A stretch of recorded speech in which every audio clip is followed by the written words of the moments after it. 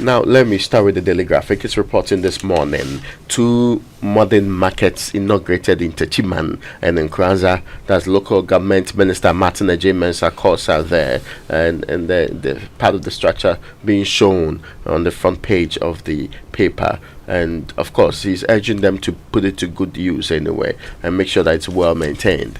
The other story there, the bigger story, Graphic says that there's some poll, and this poll was done online, which indicate that the public is split over parliament problems, and majority rates legislature poor, others rate average and good. So poor was 40.39%, good was 26.65%, and average was 32.96%, as public's rating of parliament's performance. And that's on the front page of and in all, it is presumed that thousands participated in this survey that they are talking about. And of course, with a couple of days to go, we know what's happening in Parliament. We know, and we are waiting whether, I think they were giving the Speaker up to today or so, or yesterday, for him to voluntarily recall Parliament from the permanent or indefinite adjournment that he put it on. If he doesn't do so, I understand they will bring back the first list of 15% that actually called Parliament to go and try and get some work done before they finally rise for the electioneering period. And yesterday we discussed where the difficulties are likely to be and what the challenges will be going forward. And there are indications that, well, they will attempt it again. That's if Afenyo-Markin will go and sit down before, or his spirituality will still be an intervening factor here. His fear that it's a bad omen to sit on a minority seat because he's going to elections. But did we hear Kweku say yesterday that the speaker, our parliamentary correspondent, said the speaker is not in town? Well, I have no idea. But I think he was giving some update and he was saying, but they can still petition his office. When the petition is received, it's still 7 days. So as for that one, it's by law. So if they ask for the 7 days, he still has to comply within the 7 days and call Parliament to come and sit, and then issue a date after that. Related though, unrelated, border security experts seek. So are we moving on then? Yes. I was just going to end by expressing a thought that occurred to me yesterday. I'm just wondering how the Honourable Member of Parliament for Ifutu feels about how his legacy as a leader is ending. You know? Because it's ending. How does he feel? Or he may become majority leader or minority leader in the next Parliament. That's future possible tense. We're talking about what the tenure he was given. Right? The one that is ending. How he feels about the way it's ending. I think many people, especially those who wanted to see the back of Oseche Mensah, had underestimated the amount of work required in keeping that role. Mostly, you are with the majority, so you can not. You may not have want consent, so if you want to move on with your life, then you push them aside, and that's where the expression "the minority will have their say, majority will have their way" was very prominent in this country. But in this case, even if you have a member of your team sick, admitted to the hospital, it changes the balance in Parliament.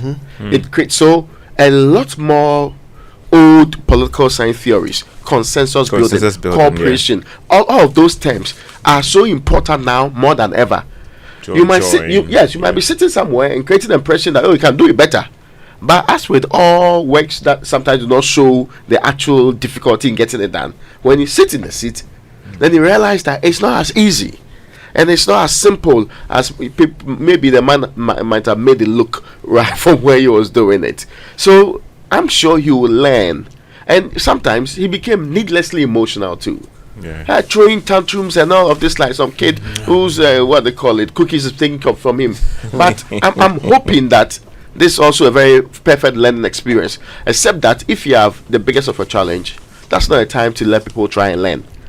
And perhaps so the people who were so into him getting in the position will now also learn that sometimes your decisions have bigger impact not only on yourselves, on your party and their future, and also on the democracy that we are running anyway. Well, but the next one is that the border security experts seek effective measures for sub-region, and we still have in the ECOWAS sub-region countries that are still under terrorist attacks. Some people don't forget that.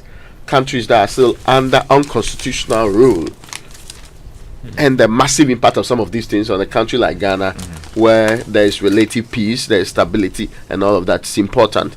And a lot got to do with border security, because we can't patrol our borders. We have not built walls, and we can't patrol our borders 24/7. Yeah. So it requires cooperation to be able to make sure that we can promote proper border security.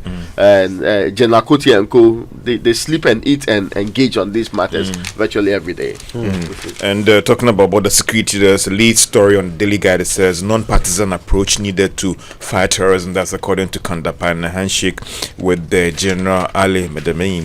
And also another lead story on the Daily Guide, Baumia meets Catholic bishops. It looks like become a contest of engaging religious leaders to position yourself to the Christian community as well. Echiraman declares support for the VIP, and also AG files Salifa Marco wife trial papers. That it's on the 3rd page. And talking about filing applications, there's one legal practitioner, Jonathan Mabla, who's actually filed an application at the Supreme Court trying to stop government from issuing treasury bills. The argument is that government needs parliament approval before they go ahead with such borrowings. And it's interesting that the claim is that the Office of Attorney General has also been served, and it has implications for even government going ahead to still issue these papers or tenders coming this Friday. So it'll be interesting to see what the Supreme Court will say about this. But where has this guy been for all the decades that government has been? I think he tried it at other lower courts, and now he's taken the